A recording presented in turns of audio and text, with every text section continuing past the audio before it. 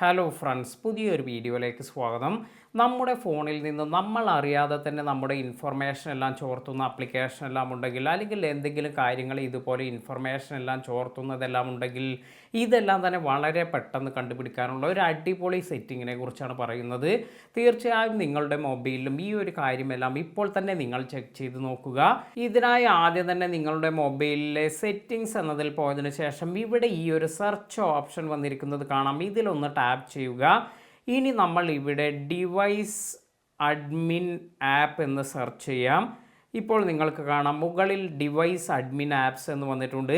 ഇത്തരത്തിൽ ടാപ്പ് ചെയ്യുമ്പോൾ ഇവിടെ നിങ്ങൾക്ക് താഴെയായി device admin apps 1 active app എന്ന് വന്നിട്ടുണ്ട്. അതായത് നമ്മുടെ ഡിവൈസ് അഡ്മിനിലേക്കുള്ള പെർമിഷൻ എല്ലാം കൊടുത്തിട്ട് ഒരു ആപ്ലിക്കേഷൻ ഇപ്പോൾ നിലവിൽ ഇവിടെ കാണുന്നുണ്ട് എന്നാണ് മനസ്സിലാക്കേണ്ടത്. ഇത് വളരെ ഡേഞ്ചറായ ഒരു കാര്യമാണ്. അപ്പോൾ എന്താണ് ഈ കാര്യമെന്ന് നോക്കാം. ഇവിടെ ജസ്റ്റ് ടാപ്പ് ചെയ്യുന്ന സമയത്ത് നിങ്ങൾക്ക് കാണാം ഇവിടെ കുറച്ച് ഓപ്ഷൻസ് വന്നിട്ടുണ്ട്. ഇതിൽ ലിങ്ക് ടു വിൻഡോസ് എന്ന ഈ ഒരു കാര്യമാണ് ഇപ്പോൾ ഓണായിട്ടിരിക്കുന്നത്, അല്ലെങ്കിൽ ആക്റ്റീവായിട്ട് എൻ്റെ ഒരു ആപ്ലിക്കേഷൻ ഇവിടെ കാണിക്കുന്നത്.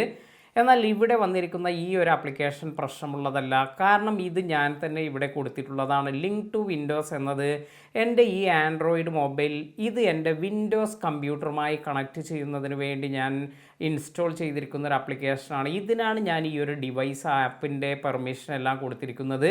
അതിനാൽ തന്നെ നമ്മൾ കൊടുത്തിരിക്കുന്ന ഈ ഒരു പെർമിഷൻ കൊണ്ട് പ്രശ്നമില്ല. ഇപ്പോൾ നിങ്ങളുടെ മൊബൈൽ ഫൈൻഡ് മൈ ഡിവൈസ്, അതായത് നമ്മുടെ ഈ ഒരു മൊബൈലെല്ലാം നഷ്ടപ്പെട്ട് കഴിഞ്ഞാൽ അതെല്ലാം തിരിച്ചെടുക്കുന്നതിന് വേണ്ടി നമ്മൾ ഫൈൻഡ് മൈ ഡിവൈസ് എന്ന ഓപ്ഷനെല്ലാം എനേബിൾ ചെയ്യാറുണ്ട്. അതും ഇതുപോലെ ഡിവൈസ് അഡ്മിൻ ആപ്സിലെല്ലാം കാണിക്കുകയാണെങ്കിൽ അതും നിങ്ങൾ ഭയപ്പെടേണ്ട ആവശ്യമില്ല. എന്നാൽ നിങ്ങൾക്കറിയാത്ത അല്ലെങ്കിൽ നിങ്ങൾ പെർമിഷൻ കൊടുക്കാത്ത ഏതെങ്കിലും ആപ്ലിക്കേഷൻ എല്ലാമാണ് ഡിവൈസ് അഡ്മിൻ ആപ്സിൽ വന്നിരിക്കുന്നത്, അത് ആക്റ്റീവായിട്ട് ഇരിക്കുന്നത് എങ്കിൽ ഇത് വളരെയധികം ഡേഞ്ചറായ ഒരു കാര്യമാണ്. അതിനാൽ തന്നെ നമുക്ക് ഇവിടെ ഇപ്പോൾ ഇങ്ങനെ ഏതെങ്കിലും ഒരു ആപ്ലിക്കേഷൻ എല്ലാം കാണുകയാണെങ്കിൽ അതിൽ ജസ്റ്റ് ടാപ്പ് ചെയ്തതിന് ശേഷം ഡീആക്ടിവേറ്റ് എന്ന് കൊടുക്കാം. അതായത് ആ പെർമിഷൻ എല്ലാം തന്നെ ഇപ്പോൾ തന്നെ ഒഴിവാക്കി വയ്ക്കുക. തീർച്ചയായും ഈ ഒരു കാര്യമെല്ലാം നിങ്ങളുടെ മൊബൈലിൽ ചെക്ക് ചെയ്യുക. ഇതുപോലെയുള്ള നല്ല നല്ല ഇൻഫർമേഷൻ എല്ലാം ലഭിക്കുന്നതിന് നമ്മുടെ പേജ് ഇതുവരെ ഫോളോ ചെയ്യാത്തവർ ഇപ്പോൾ തന്നെ ഫോളോ ചെയ്യുക.